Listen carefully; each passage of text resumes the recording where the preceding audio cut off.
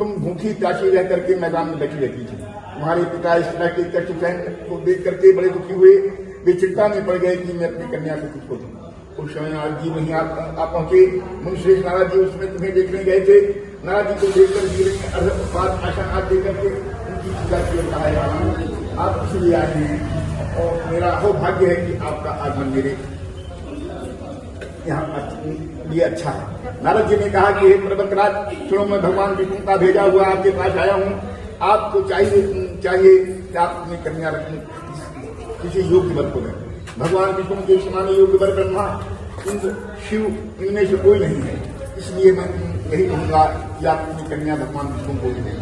हनुमान ने कहा भगवान विष्णु स्वयं मेरी कन्या ले रहे हैं और आपका संदेश लेकर आए हैं, तो मैं अपनी कन्या अवश्य दूंगा। हनुमान जी इस बात सुन करके मुनिराज नारद आकाश में विलीन हो गए और पीताम्बर शंख चक्र गिराधारी भगवान विष्णु के पास पहुंचे। वहां हाथ जोड़ करके नारद जी ने भगवान विष्णु से कहा, हे देव सुनिए, मैंने आपका विवाह पक्का कर दिया है। तो इधर उधर हनुमान ने पार्वती के पास जाकर कहा कि पुत्री, मैंने तुम्हें भगवान विष्णु को ले डाला।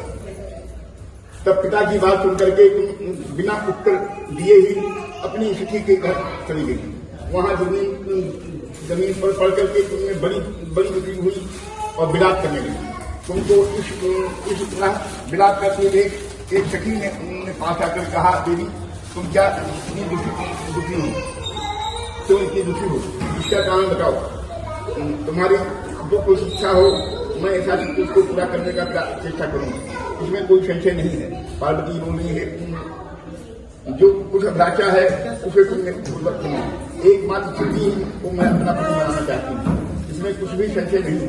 मेरे इस विचार को पिता ने ठुकरा दिया है, इससे मैं अपने शरीर को त्याग दूंगी। पार्वती की इस बात को सुन करके सखियों ने कहा कि उनकी शरीर का त्याग न करो, चलो किसी ऐसे वन में चले जहाँ पिता को पता ही न लगे। ऐसा सलाह कर तुम वन में जा पहुंची। उधर तुम्हारे पिता घर घर तुम्हें खूबते हुए दूतों द्वारा भी खबर लेने लगे। कौन देवता और किन्नर भी मेरी पुत्री को हल ले गया। उन्होंने मन ही मन कहा कि नारद जी ने आगे प्रतिज्ञा कर चुका हूँ, मैं अपनी पुत्री भगवान विष्णु को ही दूंगा। ऐसा सोचते सोचते हनुमान दुखी हो गए।